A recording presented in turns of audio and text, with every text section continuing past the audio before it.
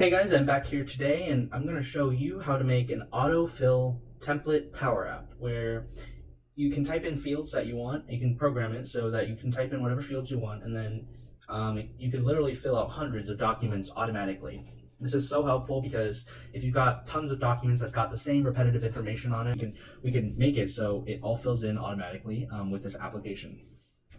So to get started, we're going to need all the templates that you want. That's the first step. So we're gonna get the templates. We're gonna encode it so that PowerApps and Microsoft is able to read it, so we can fill in the templates. We're gonna encode it, and then we're gonna make the flow. It's called we're using Microsoft Flow. It's a program. If you don't know much about it, go ahead and read up about it a little bit. But I'm gonna assume that you know how to use it. It's not that difficult, not at all. It's made to be user friendly. So we're gonna get the templates, make the flow, and then make the Power App. And after that, we're gonna test it out, and hopefully it works. I demonstrated how the end application works in my first PowerApps video, so just go ahead and check that out if you haven't yet.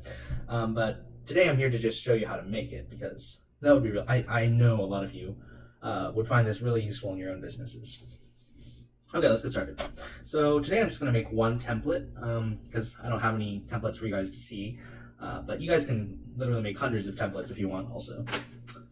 So here I have a very, very simple message that I want my customers to receive once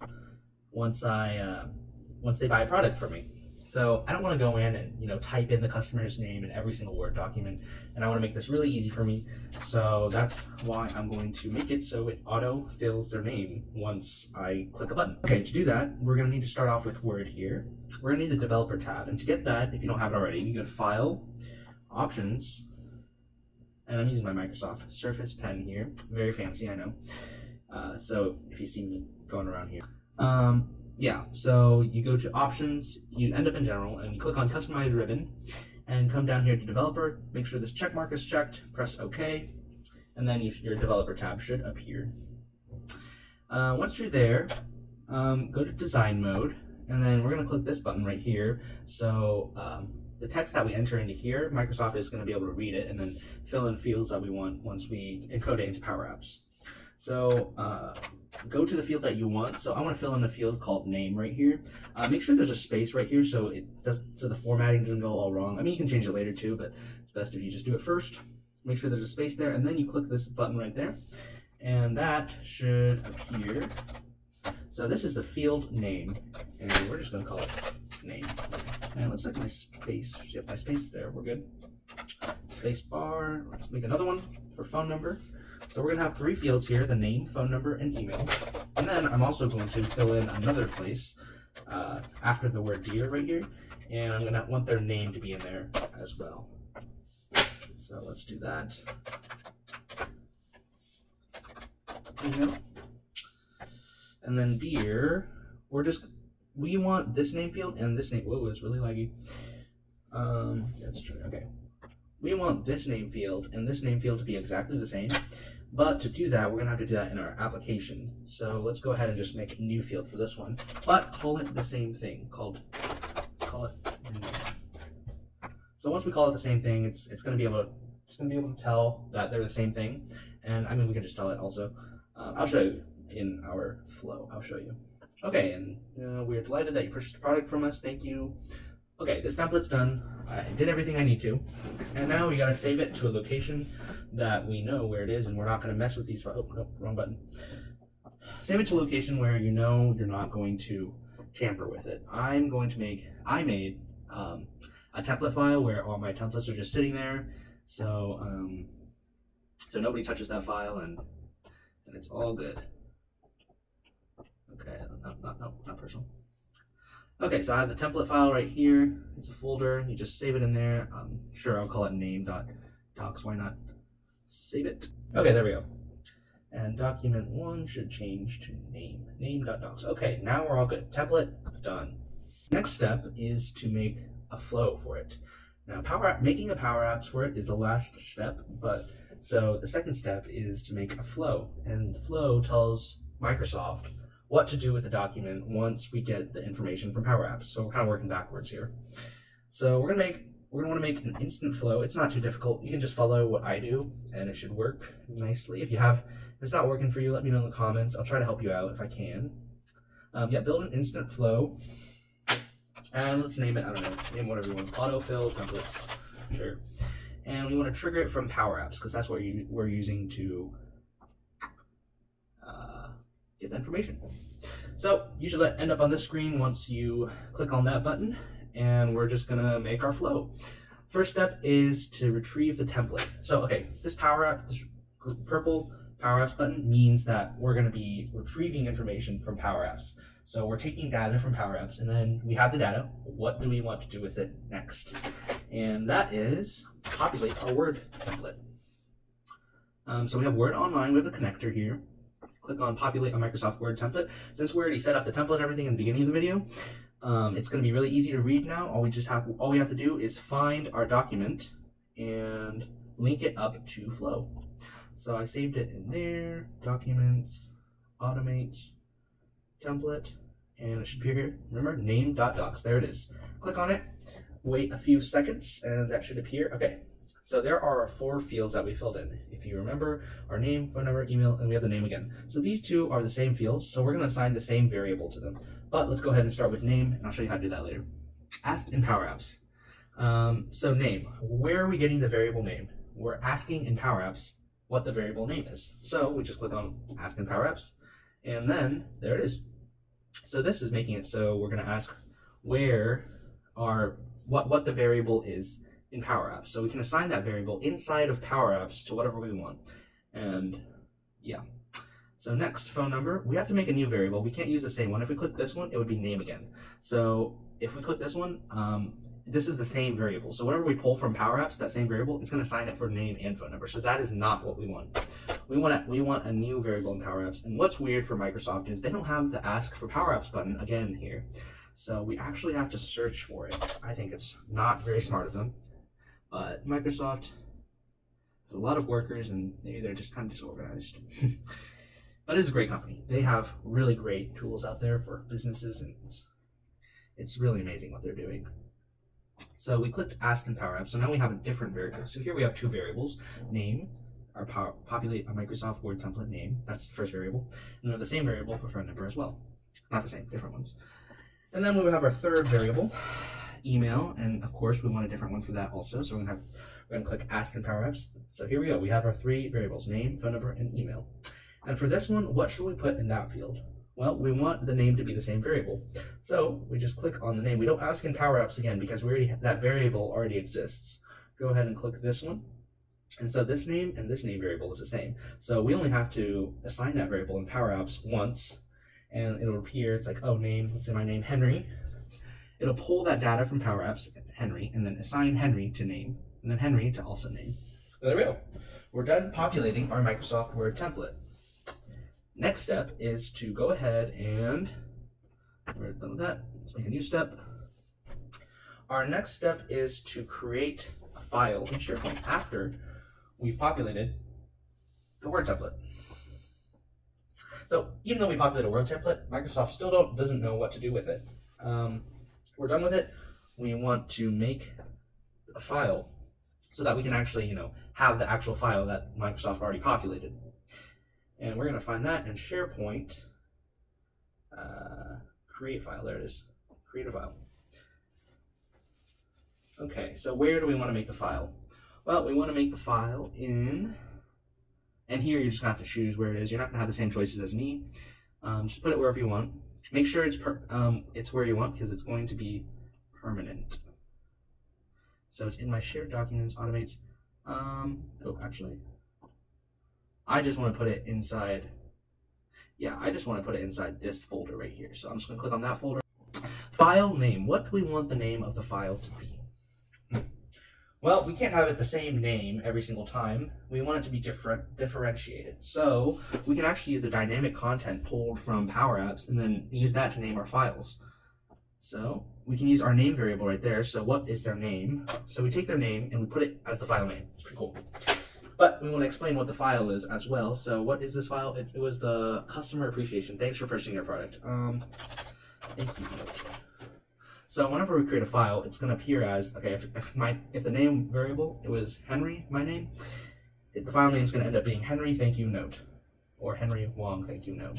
So that's going to be really useful because it changes for every single person that you create a file for.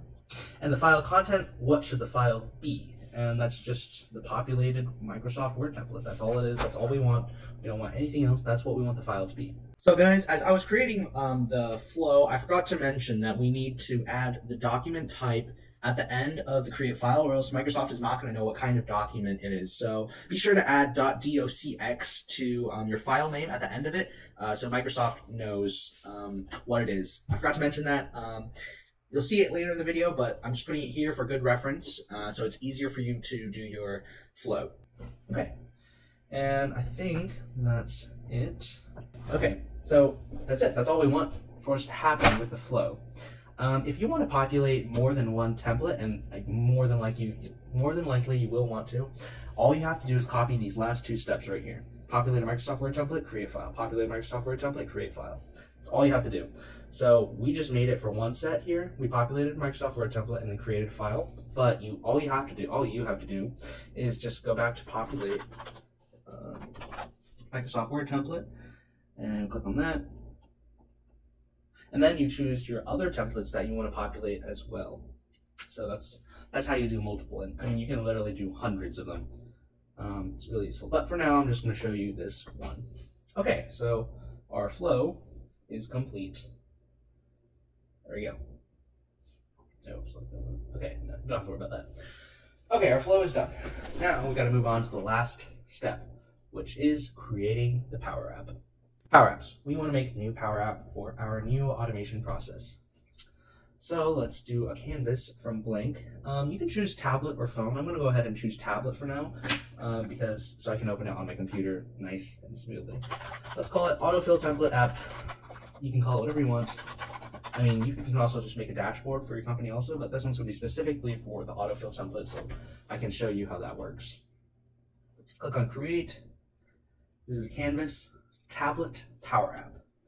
And I'm going to make it super simple. It's not going to be too difficult at all. You can customize it to however you want, but yeah, it's just really your preference. I'm just showing you the functionality. And if you guys ever need some help with your PowerApps, just let me know in the comments or shoot me an email at admin@intellica.com. It's in the description. I can help you with whatever you need. All right, so now that we have our new app, let's give it some color, and then really I just want to show you the functionality of it, so I'm not going to do too much to decorate it, but you guys can decorate it however you want. So I'll give it some nice color here. Well, it's not nice, but maybe I'll throw in a logo just to make it look all right. I already uploaded my logo on there, but you guys can upload whatever you want there, so it's not going to be too difficult. Okay, let's go ahead and do that. So this is our welcome screen. I'm going to have to type in with my mouse here because my keyboard is no longer connected. Let's name that logo. You don't have to rename these, but it's nice just to be a little bit more organized. I'm going to add a button on here. And this button is going to navigate us to the next screen, which is going to be the generate screen. So all this is the home screen.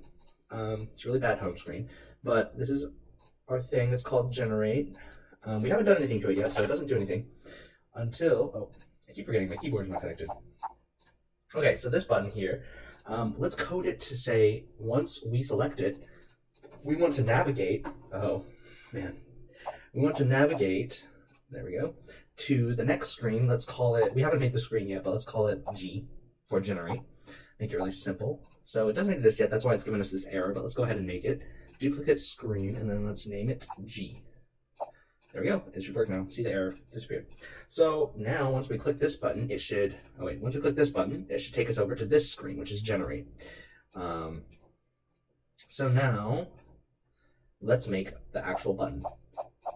I'm going to go ahead and copy this button over here and name it submit. It still takes us to the G screen, which doesn't work out yet. But first, before we recode that so that it calls to our Microsoft Flow, let's add some labels over here to go ahead and give some fields where users can input information so that the templates are automatically generated.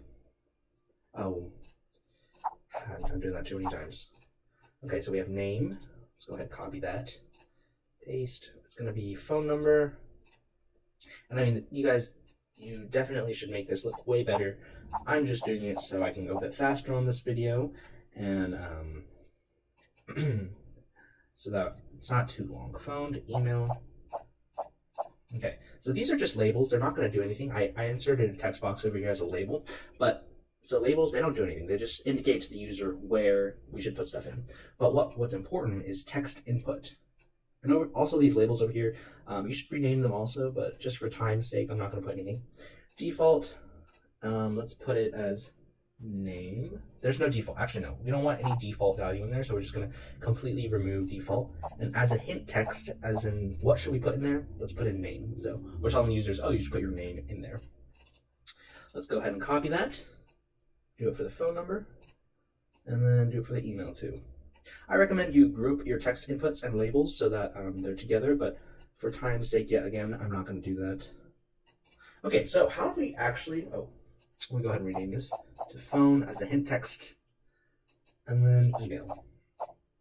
Okay, so to actually link our button here to actually work with Flow, yeah, we're going to use the button to link it. It's called button 2/_1. We want to actually make the names better, but just so I'll show you how to do it. I'm not going to do that. So what we want to do is click on the button.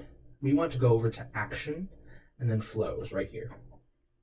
We want to connect our data to autofill templates, the flow that we made in the last section. It's called autofill templates. This is my other one. Ignore that. It's not going to appear for you.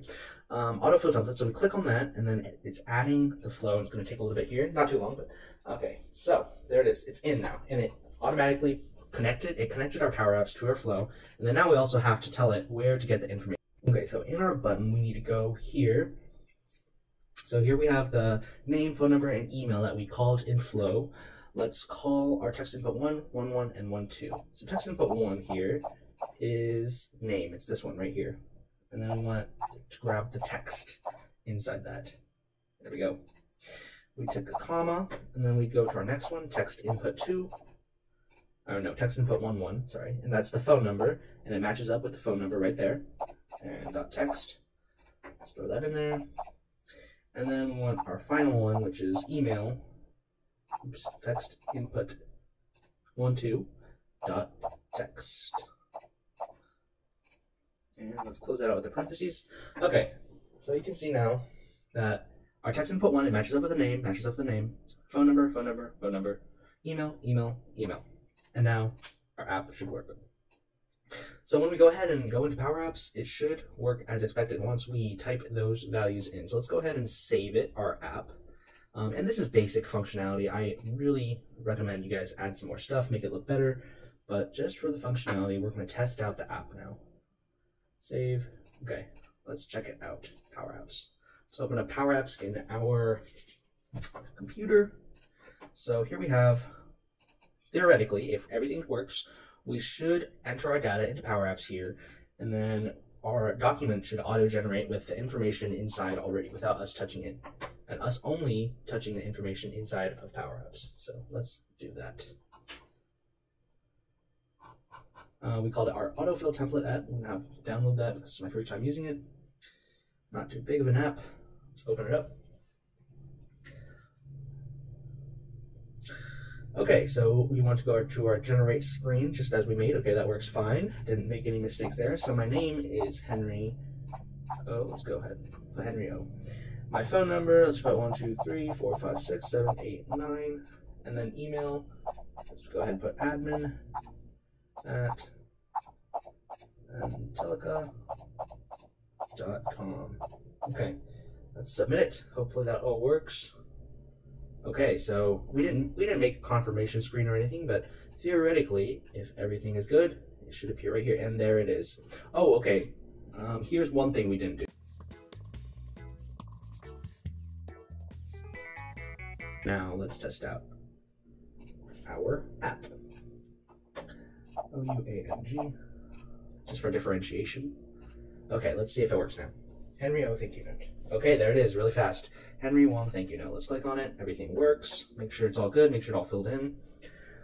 So we've never touched this Word document, but everything else is filled in already, which is just great. I think it's so useful. There we go. Name, Henry Wong, phone number, email, and my name again. Everything works, and that's how you make a Power App for automatically filling in your templates with your business documents or whatever document you want to do. I mean, you can even do invoices. Invoices, thank you notes, contracts, anything you need. It's so helpful. Yeah, so if this video was helpful to you, just give me a with a comment if you want to say thank you or just want to ask me a question or something. Email me if you want.